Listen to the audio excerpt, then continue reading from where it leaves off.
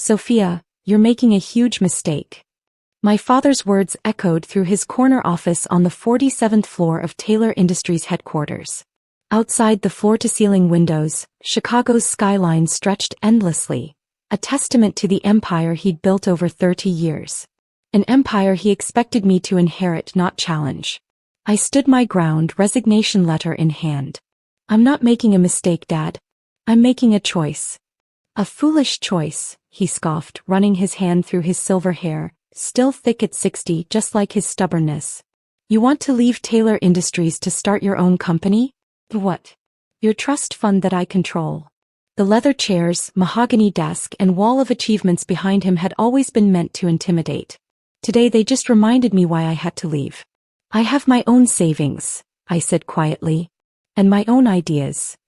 He laughed, that sharp, dismissive sound I'd grown up hearing whenever I suggested something that didn't align with his vision. Ideas. He picked up the business proposal I'd spent months preparing. Green energy? Sustainable technology? This isn't business, Sophia. This is a fantasy. Renewable energy is the future. The future, he cut in, is what I built. Well, guess. Real energy. Real power. Not these hippie dreams about saving the world. I watched him toss my proposal aside, remembering all the times I'd seen him do the same to others' dreams. The difference was, this time it was personal. I've learned from you, Dad. Every strategy, every move. You've learned. He stood, his 6'2" frame towering over his desk. You think watching me run this company for a few years makes you ready? You think your fancy MBA means you understand what it takes? I understand more than you think. No, he said flatly, you don't. You want to know what I understand? I understand that without me, without this company, without my connections and my money, you'll fail. And fail spectacularly. The words hit hard, but I'd expected them. Richard Taylor hadn't built a multi-billion-dollar energy empire by being gentle. Maybe I will fail, I admitted. But it'll be my failure. On my terms. Terms. He barked out another laugh. Let me tell you about terms, daughter. You walk out that door, you're cut off. No trust fund. No family connections. No safety net. I pulled out my company ID and placed it on his desk. I know. You'll come crawling back within 6 months, he predicted. If you're lucky, there might still be a place for you here. Under proper supervision, of course. The family photos on his credenza caught my eye, me at graduation standing beside him as he beamed at the cameras. The perfect heir to his perfect empire. If only they knew how many nights I'd spent researching sustainable energy, developing business plans, preparing for this moment. I'm not coming back, Dad. He stood, walking to the window. Chicago sprawled before him like his personal kingdom. You know what your problem is, Sophia? You think business is about ideas. It's not. It's about power. Control. Things you know nothing about. Maybe that's your way, I said. But it's not mine. Your way. He turned, face flushed with anger. Your way will lead straight to bankruptcy. You think you can compete in this industry? Against me? Against Taylor Industries. I'm not trying to compete with you. Everything is competition, he shouted, making me flinch. And you're not ready for it. You'll never succeed without my help. Never. The words hung in the air between us, heavy with 3 decades of expectations, disappointments, and unspoken emotions. Watch me, I whispered, turning toward the door. When you fail, he called after me, remember this moment. Remember I tried to protect you from yourself. I stopped at the threshold, looking back one last time. When I succeed, Dad, remember this moment too. The elevator ride down was the longest of my life. Employees stared as I carried my small box of belongings through the lobby. Everyone knew who I was, the boss's daughter, the heir apparent, now walking away from it all. My phone buzzed, Mom calling, no doubt having heard the news. I let it go to voicemail. She'd always supported me quietly, but never against Dad. Not openly. Outside, Chicago's summer heat hit me like a wall. I looked up at the Taylor Industries tower, at the office where my father was probably already calling board members, damage controlling his daughter's defection. My real office was waiting, a small space in a converted warehouse on the city's north side. No view, no mahogany, no prestige. Just potential. You'll never succeed without my help. His words followed me into the taxi, but something else followed too, determination. Because what my father never understood was that his greatest lessons weren't about power or control. They were about what not to do. My phone buzzed again, a text from my younger brother James. "Dad's furious. Says you've lost your mind." I typed back, "Maybe. But I found my purpose." 3 years. That's what my calculations showed. 3 years before Taylor Industries' old-school energy approach would start showing cracks. Before their refusal to adapt to changing markets would catch up with them. 3 years to build something new. Something sustainable. Something that would either save my father's company or watch it crumble. The taxi pulled up to my new office. The sign was already installed. Nova Green Solutions. Small, simple, nothing like Taylor Industries' grand logo. But it was mine. I looked at my phone one last time before turning it off. Dozens of missed calls, messages, industry contacts probably already pulling away, afraid of angering Richard Taylor. Let them. I didn't need his help, his connections, or his approval. I needed 3 years. And I was going to make every day count. 3 years can feel like an eternity or pass in the blink of an eye. For me, they were both. The converted warehouse that housed Nova Green's first office became my home more than my apartment did. I slept on a couch in my office most nights that first year, surrounded by research papers, prototype designs, and the steady hum of servers running simulations. My team started small, just 5 people who believed in the vision enough to leave cushy jobs. Dr. Sarah Chin, a brilliant environmental engineer who'd been dismissed by Taylor Industries as too radical. Marcus Wong, a software architect who saw the future in sustainable tech. 3 others who chose purpose over prestige. Taylor's daughter goes green, the industry rags proclaimed. Then they forgot about me exactly as planned. The first breakthrough came 4 months in. Sarah burst into my office at 3 a.m., coffee-stained papers in hand. "We did it," she said, spreading diagrams across my desk. "The energy conversion rate, it's possible." I stared at the numbers, my hands shaking. Our theoretical model worked. Clean energy production at nearly half the cost of traditional methods. But theory wasn't enough, we needed proof. The next 6 months were a blur of prototypes, failures, and refinements. Every mistake taught us something. Every setback pushed us forward. I sold my car, my designer clothes, my luxury apartment. Everything went into the company. Meanwhile, Taylor Industries loomed over the city like a colossus. Dad made sure I saw his success everywhere. New contracts, expansion announcements, his face on business magazines declaring him energy's old guard standing strong. Mom called occasionally, her voice careful. "Your father misses you," she'd say. "He's just too proud to admit it." "Does he miss me or the control he had over me?" I'd ask. She never had an answer. The second year brought our first major success. Our prototype worked, really worked. Clean, sustainable energy production at scale. Patents were filed under shell companies to avoid attention. The last thing we needed was Taylor Industries noticing too soon. I remembered Dad's words every time we hit a milestone. "You'll never succeed without my help." Each success felt like a quiet rebuttal. Then came the whispers. Small at first but growing.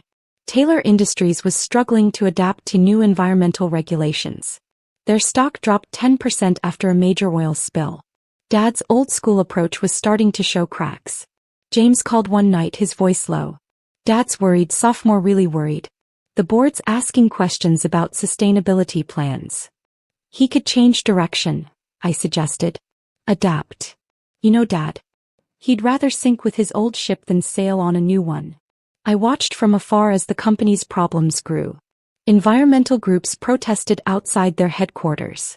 Major clients started demanding green alternatives Taylor Industries couldn't provide. Dad's interviews became defensive, angry. Nova Green, meanwhile, was thriving in silence. Our technology wasn't just working, it was revolutionizing the industry. Major tech companies started approaching us secretly, tired of depending on outdated energy sources. "Your father announced another expansion today," Sarah mentioned one evening, knowing I still tracked Taylor Industries' moves. "His last stand," I said quietly, reviewing projections that showed what he refused to see. The energy market was shifting fundamentally.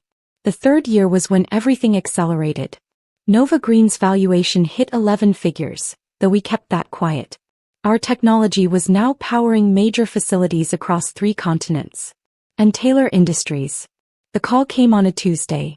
James, his voice shaking. Dad's in trouble, sophomore real trouble. The banks are calling in loans. Stocks in free fall. He's looking for investors, but... I looked out my real office window, no longer a warehouse, but the top floor of a downtown building with a clear view of Taylor Industries Tower. How bad?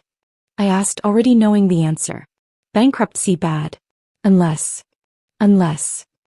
someone buys in. Someone with new technology, new vision. Someone who could help transition the company to sustainable energy. I smiled slightly, thinking of the file that had sat in my desk for 2 years. Contingency plans. Acquisition strategies. Everything needed to save Taylor Industries or buy it. What's Dad saying? James laughed bitterly. You know Dad. Still acting tough. But soft. He's scared. Really scared. I opened my laptop, accessing Nova Green's real numbers.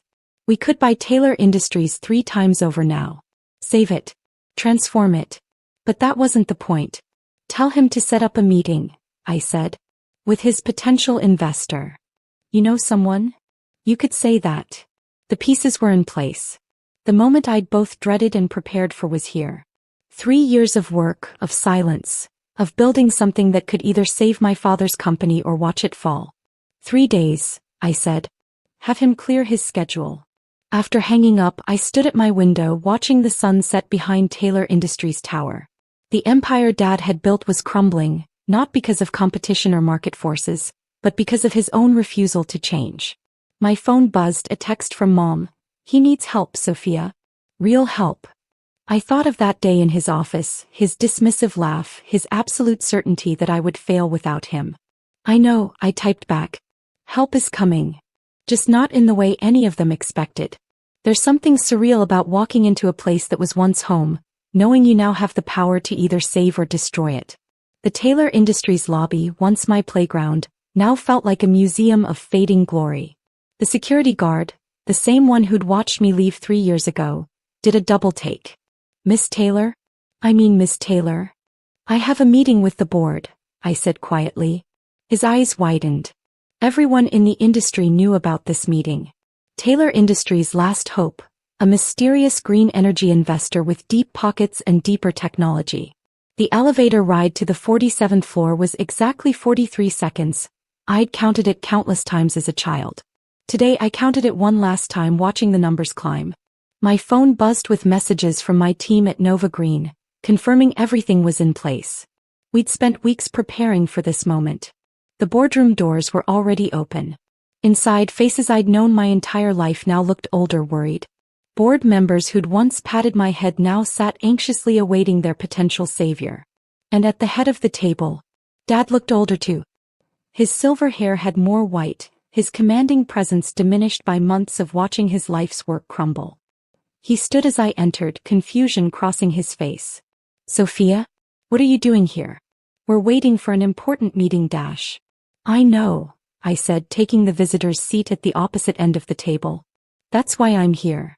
The room went silent. Dad's face went through a series of emotions, confusion, disbelief, understanding, and finally, fear. No, he whispered. I opened my laptop, bringing up the presentation I'd prepared. Shall we begin? You. The word escaped him like a punch. You're the investor? Nova Green Solutions, I said clearly, letting the name hang in the air. We've reviewed Taylor Industries' situation thoroughly. Your infrastructure is outdated. Your technology is obsolete. Your market share is plummeting. This is absurd, Dad started, but the board chairman cleared his throat. Richard, please. Let's hear the proposal. I clicked through slides showing Nova Green's technology, our market penetration, our valuation. With each number, each graph, each demonstration of success, my father seemed to shrink further into his chair. Our offer is simple, I continued. We'll buy a controlling interest. Inject new capital. Transform Taylor Industries' infrastructure to sustainable energy using our technology. Your technology? Dad's voice was hoarse. All this time. Yes, I met his eyes. All this time. The board members were scribbling notes, whispering among themselves. They could see what Dad had refused to see. This was their only way forward. You'll never succeed without my help, I quoted softly. Isn't that what you said, Dad? He stared at me, really seeing me perhaps for the first time. Sophia, The offer expires in 48 hours, I continued professionally. After that, we'll be making similar proposals to your competitors. You'd do that. He leaned forward. To your own father? You taught me business isn't about family, I reminded him. It's about power. Control. Remember. The board chairman cleared his throat again. The terms seem very favorable, Richard. More than fair. Fair. Dad stood suddenly. My own daughter plotting behind my back dash. Like you plotted to cut me off? I kept my voice calm. To prove I couldn't succeed without you? I was protecting you. No, I stood too. You were controlling me. There's a difference. The silence that followed was heavy with decades of unspoken words. Outside the windows, Chicago continued its endless dance of commerce and ambition, unaware of the drama unfolding in this room. The company will retain its name, I said softly. You'll remain on the board. Your legacy isn't being erased, Dad. It's being saved. He sank back into his chair, suddenly looking every one of his 63 years. When did you become this? I was always this, I replied. You just couldn't see it. The board voted immediately. They had no choice really. Taylor Industries was days away from collapse. My offer was their only lifeline. As papers were signed and hands were shaken, Dad remained seated, staring out at the city he'd once conquered. 3 years, he said finally. You built all this in 3 years. 2 years actually, I corrected. The 3rd year was spent preparing for this moment. He turned to me and for the first time in my life I saw something new in his eyes, respect. I was wrong, he said quietly. About which part? All of it. He stood, straightening his tie one last time. So, what happens now? I walked to the window, standing beside him. Below us, a city powered increasingly by Nova Green technology hummed with life. Now, I said, we build something new. Together if you're willing to learn. Learn? From my daughter. A ghost of his old smile appeared. The mighty Richard Taylor, taking lessons from the next generation? The next generation saved your company, I reminded him. Maybe it's time to listen to what else we have to say. He nodded slowly, years of certainty and stubbornness finally cracking. I'm listening. And so, as the sun set over Chicago, casting long shadows through the boardroom windows, father and daughter stood side by side, looking out at a future neither had imagined 3 years ago. My phone buzzed, Mom asking how it went. I typed back 3 words. We're both learning. Because sometimes success isn't about proving someone wrong. Sometimes it's about proving yourself right and bringing them along for the journey. Even if that journey takes you right back where you started, but stronger, wiser, and finally truly seen.